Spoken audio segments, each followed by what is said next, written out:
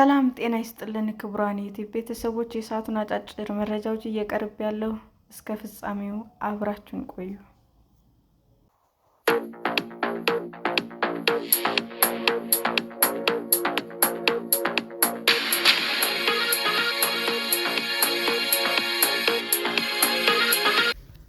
በአሜሪካ 48 በመቶ ኢትዮጵያውያን ከመንግስት ይወስዳሉ የተባለው ድጋፍ ምንድን ነው?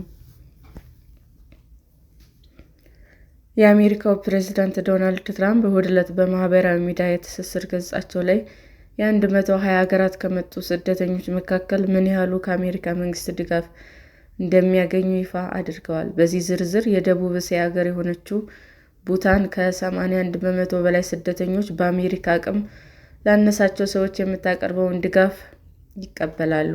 ላለፉት አስርተ ዓመታት በእርስ በርስ ግጭት ከምትታመሰው እና በአሜሪካ ከሚገኙ የየመን ዜጎች መካከል 75 በመቶዎች ድጋፍን በመቀበል በዝርዝሩ በሁለተኛ ደረጃ ላይ ተቀምጠዋል። በቅርቡ በኢሚግሬሽን እና እርዳታ ማጭበርበር በአሜሪካ ባለስልጣናት አፍ ውስጥ ክፉኛ ስትጠራ የሰነበተችው የሶማሌ ስደተኞች ደግሞ 72 በመቶ ገደማ የመንግስት ድጋፍን በመውሰድ ሶስተኛ ደረጃ እንድትይዝ አድርገዋታል። ኑሯቸውን በአሜሪካን ሀገር ካደረጉ ኢትዮጵያውያን መካከል 48 በመቶ የሚሆኑት ከመንግስት የሚሰጠውን ድጎማ እንደሚወስዱም ፕሬዝዳንት ያጋሩት የሀገራትና የአሃዝ ዝርዝር ያመለክታል።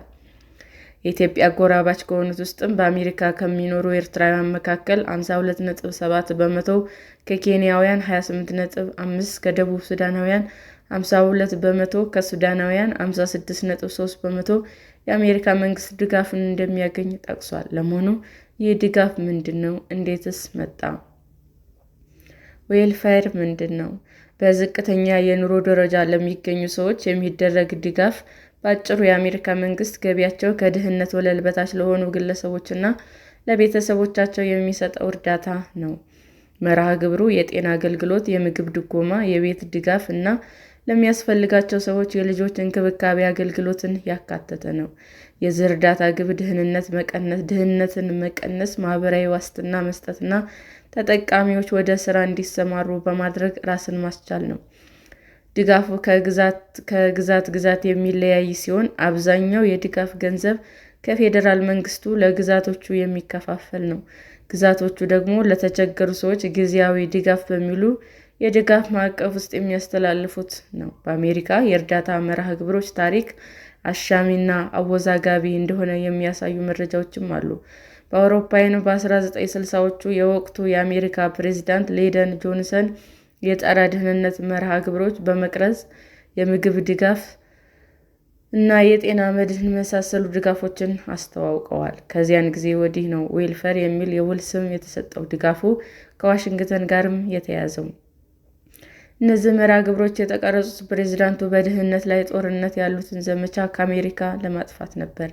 የቀድሞ የአሜሪካ ፕሬዝዳንት ሪቻርድ ኒክሰን በ1969 የቤተሰብ እገዛ ዕቅድ በሚል ይህንን መርሃ ግብር ያሻሻሉት ሲሆን ስራ መያዝን እንደ አስገዳጅነት በማስቀመጥ ተጠቃሚዎቹ የስራ ማበረታቻ እንዲቀርብላቸውም አድርገዋል። በ1980 ደግሞ ፕሬዝዳንት ሮናልድ ሬገን ቤተሰብን ለማገዝ ለተቀረጹ መርሃ ግብሮች የሚውለውን የእርዳታ በጀት በመቀነስ ተጠቃሚዎቹ ወደ ስራ እንዲሸጋገሩ ትኩረት አድርገዋል። በ1996 በፕሬዝዳንት ቢል ክሊንተን የተደረገው ተጨማሪ ማሻሻያ ተጠቃሚዎች ለምን ያህል ጊዜ ድጋፍ ማግኘት እንደሚችሉ የጊዜ ገደብ በማውጣት አሰራሩን ጠበቅ አድርገዋል። ፕሬዝዳንት ጆ ባይደን በአውሮፓውያኑ 2021 የኮቪድ ወረርሽኝ በተሰራጨበት ወቅት ልጆች ያሏቸው ቤተሰቦች ያለምንም ቅድመ ሁኔታ የሚደግፉትን መንገድ ዳግም በጊዜያዊነት መልሰዋል። ጊዜያዊ የገንዘብ ድጋፍ፣ የምግብ ድጋፍ፣ የቤት አቅርቦት እና ከህፃናት እንክብካቤ አገልግሎት ባሻገር የጤና መድህን፣ ለአካል ጉዳተኛ ህፃናት ድጋፍ እና የግብር እፎይታንም ያካተተ ነው። ድጋፉን ለማግኘት ብቁ የሚሆኑት እነማን ናቸው? እንዴትስ ይሰጣል?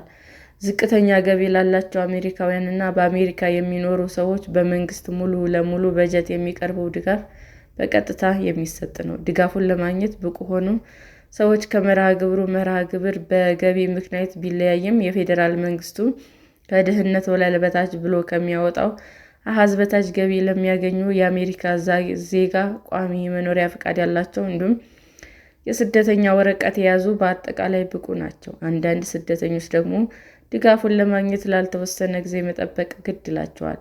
ድጋፉን ለማግኘት ግን ተጠቃሚዎች የሚያመለክቱበት ግዛት መኖር አለባቸው።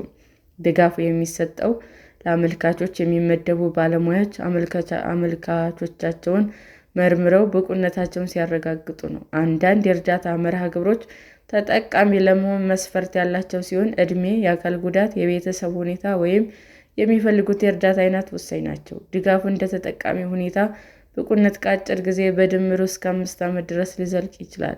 ድጋፉን ለማግኘት እንደ ግዴታ አዋቂ ተጠቃሚዎች የሥራ ስልጠና፣ ትምህርትና ሥራ መፈለግ የመሰሉ ተግባራት ላይ መሳተፍ ይጠበቅባቸዋል። ሰላም ጤና ይስጥልን ውድ የዩቲዩብ ቤተሰቦቼ እንዴት ናችሁ? አዲስ ጀማሪ ነኝና ሰብስክራይብ ያደረጋችሁ አበረታቱኝ። አመሰግናለሁ። ክቡራን የዩቲዩብ አድማጮቻችን ለሰዓቱ ያቀረብኩላችሁ አጫጭር መረጃዎች ይህንን ይመስል ነበር። በሌላ መረጃ እስክንገናኝ ሼር፣ ላይክ፣ ሰብስክራይብ እንዲሁም ቢቀርብልን የምትሉት መረጃ ካለ ኮመንት እያደረጋችሁ ቸር ቆዩን።